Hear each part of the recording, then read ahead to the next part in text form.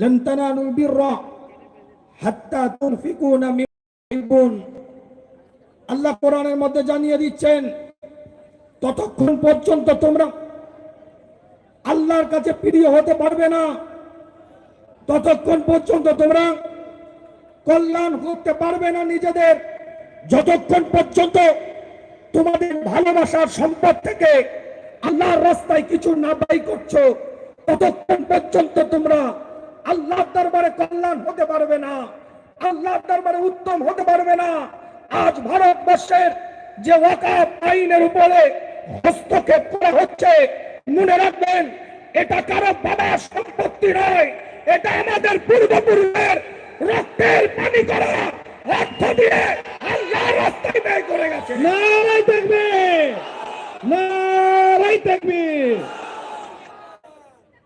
আল্লাহ নবী আল্লাহ রাসূলের যুগে একজন সাহাবা এসে সরকারে কায়নাতের দরবারে, মদিনাতুল আলীর দরবারে, ইমামুল মুরসালিনের দরবারে এসে বলছে, আল্লাহর রাস্তায় দান করে দাও। উমর ইবনুল খাত্তাব রাদিয়াল্লাহু তাআলা আনহু তিনি হুজুরের দরবারে এসে, সরকারে কায়নাতের দরবারে এসে, মদিনাতুল আলীর দরবারে এসে বলছে, হুজুর আমি খাইবারের বুকে একটা সম্পদ পেয়েছি, সেই সম্পদটা কি করব?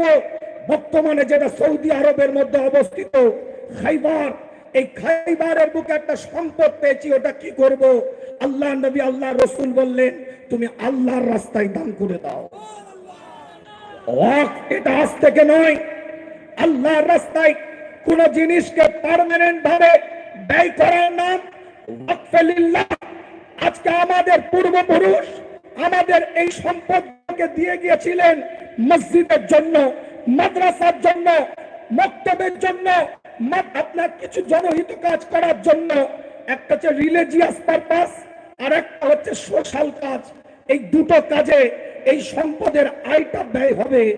এতদিন আমরা লড়াই করেছি, আজকে জানিয়ে দিতে চাই, রানী রাসমণি এভিনিউ থেকে এতদিন আমরা লড়াই করেছিলাম এনআরসির বিরুদ্ধে, লড়াই করেছিলাম এনপিআর এর বিরুদ্ধে, লড়াই করেছিলাম সিএএ বিলের বিরুদ্ধে। মনে রাখবেন, ওটা আমাদের নাগরিকত্বের অস্তিত্বের লড়াই ছিল, ওটা আমাদের নাগরিকত্বের অস্তিত্বের লড়াই ছিল। কিন্তু এই ওয়াকফ বিল, এটা আমাদের ঈমানের অস্তিত্বের লড়াই।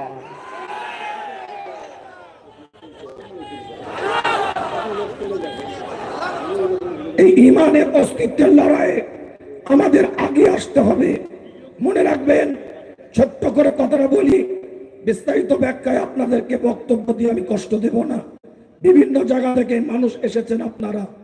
ভারতবর্ষ 1913 খ্রিস্টাব্দে স্বাধীনতার পূর্বে ওয়াকফের উপরে ব্রিটিশ পিরিয়ডে একটা বিল আনা হয়। পরবর্তীতে 1923 সালে সেটাকে সংশোধন করা হয়। জাস্টিস আমির আলীর নেতৃত্বে 1936 সালে সেটাকে আইন স্বীকৃতি দেওয়া হয়। স্বাধীনতার পরে 1954 খ্রিস্টাব্দে নতুন করে আবার ওয়াকফের সংশোধনীয় বিল নিয়ে আসা হয় এবং শেষবার 1995 সালে শেষ আপনার সংশোধন করে ওয়াকফ বিল আনা হয়। আজ যে কর্মকাণ্ডের সাথে আমরা জড়িত আছি, মনে রাখবেন, এ কাজ মানবতার কাজ।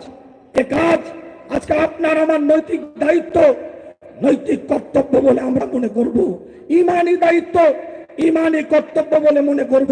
আজকে আল্লাহ আমাদের সকলকে দলবদ্ধভাবে, একতাবদ্ধভাবে এক প্ল্যাটফর্মে দাঁড়িয়ে মাসলাক যার যার, ইসলাম সবার, এই জায়গায় দাঁড়িয়ে প্রতিবাদ করতে হবে। বন্ধ করেন দলাদলি, বন্ধ করেন ইখতিলাফ, বন্ধ করেন জুজিয়াত মাসলাকের ইখতিলাফ। প্ল্যাটফর্ম তৈরি করেন, একটা জায়গায় এসে আপনার মুসলিম পার্সোনাল ল বোর্ডের হাতকে মজবুত করেন, যে হাত যেন এই কালো আইনের বিরুদ্ধে লড়াই করে ভারতবর্ষকে নতুন দিশা দিতে পারে। স্বাধীনতার পিছনে আমাদের অবদান আছে, ভারতবর্ষের স্বাধীনতার পিছনে আমাদের অবদান আছে। আমরা স্বাধীনতা দিয়েছি ভারতবর্ষকে।